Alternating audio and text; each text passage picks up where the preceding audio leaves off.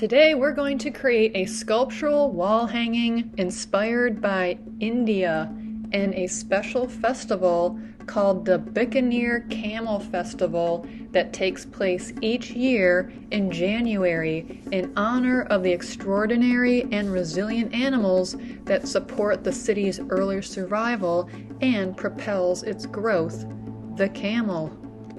Camels were not just a mode of transportation in the desert, they provided a basis of living, from bringing food and textiles and acting as status symbols and currency, like money, as well as operating as military animals. The festival opens with a procession of decorated camels and a competition with categories including Best Decorated Camel and Fur Cutting Design. As you have seen in the photos, the camels are decked out in brightly colored tassels, mirrored and sewn fabrics, and embroidered accent pieces. For this project, you will be creating your own sculptural wall hanging for the art room, not to take home unless there is time to make a second one, inspired by these decorations of the Camel Festival. As you can see, all of these sculptural elements have a radial design, which means they have a design that starts from the center and goes out. You can use tassels, which I'll show you how to make. We're going to use beads and different items to hang from these sculptural pieces. Don't forget about color and extras like beads, metallic stickers, and fabric, which I'll show you next. So this is just one finished example of what your mandala madness could look like. It could include beads, pom-poms, plastic straws, gold stickers. You can draw on the background, and like I said, I'll teach you how to make a tassel. So on day one, you're going to color in your plastic piece using Radial Symmetry. Symmetry uses the art element of balance. Balance may be symmetrical, which means everything is equal on both sides of the center, or it may show radial symmetry, which means it starts at the center and radiates out to the edges like this. If you need a little idea sheet, it's by your grade level. You can check these out for some ideas that you can draw on the white background that we will be gluing on next. So this is how I drew on my white background in pencil. Then I outlined it in black marker. Then I used the markers designated for paper to color it in however I like. Listen for when I call you over to this table to glue your plastic piece to the white background.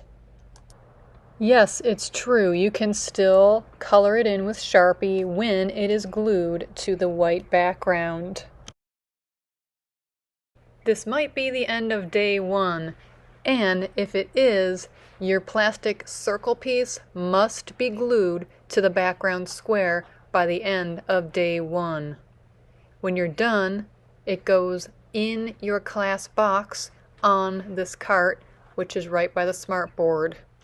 So for day two, you're probably almost done coloring in your radial symmetrical design, but just finish that up. Make sure you're using the markers labeled for paper, and when you're finished, just raise your hand, let me look at it, and I will see if you are ready to go to the hot glue table to start to add your found objects like your pom-poms, your beads, and all of those other goodies. So here's where all of the found objects are kept. Now I might lay out each drawer so it's easier to access, but just grab a small amount to begin with, glue those down, and then you can always come back. I don't want you guys saving materials for next week. They'll be there. Just grab about 5 or 6 pieces to start with. And as you can see on the outside of each drawer is what is inside. So you could put the items back that you did not use in the correct drawer. Let me show you what I mean. Now don't get too many things. Just take a couple pieces. About as much as I have here is a good one to start. You can always glue these down and then go back for more if we have time. So the glue gun station is located over here. As you can see, there's 3, maybe 4 hot glue guns that are on the cool setting, so they shouldn't be too hot for you. Now because there's only 3 or 4 hot glue guns to use, there should be only 3 or 4 people at this table at a time. Now I don't want you guys to stand here for 5 minutes gluing things down. If you have a small handful, it should only take you a minute to glue down what you have. Now, if you're waiting to glue, you have to stay at your table and wait until somebody leaves the hot glue station. Then you can get up from your table and go use the hot glue gun. We are not all going to stand around and watch people hot glue. That would be a waste of time. If you wanted to do something at your table, you could use a Sharpie marker, you could use a marker pen, you could draw with regular colored markers on the background of your cardboard while you wait until there's a spot open at the hot glue station. The first thing I chose to add to my background is a gold sticker, which I also might add you can do at your table and does not require hot glue.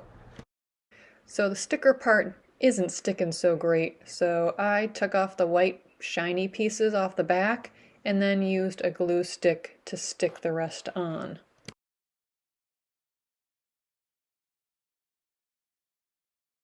The next thing I wanted to add was some beads.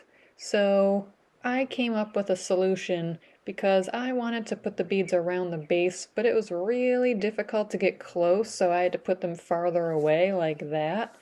But if you do want to do beads right next to the base of your plastic piece, you should trace with a pencil around the base and then use the cool hot glue gun to add your beads first.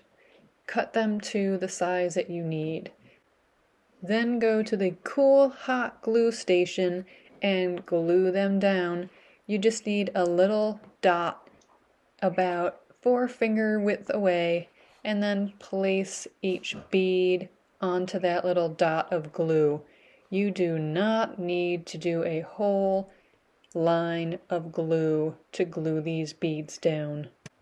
The great thing about these beads is that you can measure and cut them to size.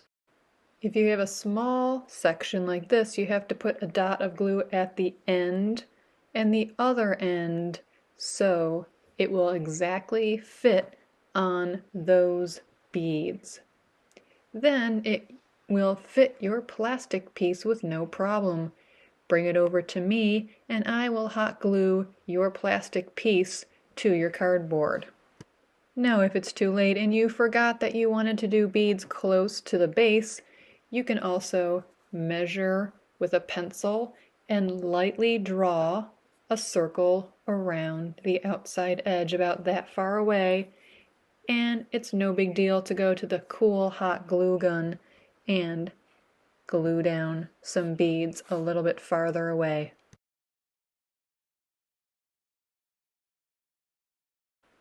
Now if the cool hot glue station is too busy, you could also use your black Sharpie and your marker pen to draw on top of your background.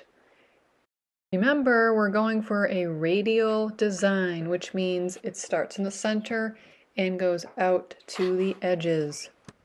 If there's time, you can add more 3D elements.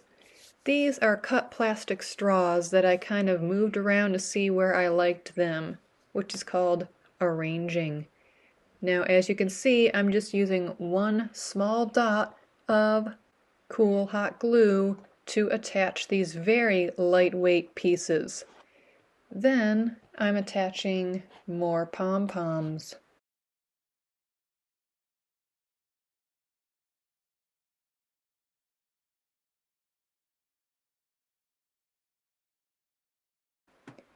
I decided to fill in that empty space between the plastic piece and my beads.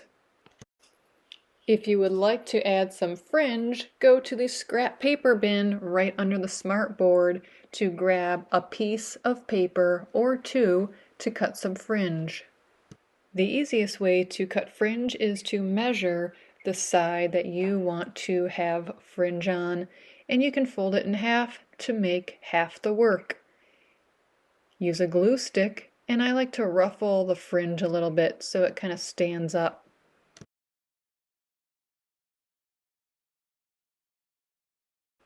You don't have to put fringe just around the outside edge. You can cut smaller fringe pieces and glue them on the front as well. I chose to do a couple different colors, and I can't wait to see what you come up with for yours.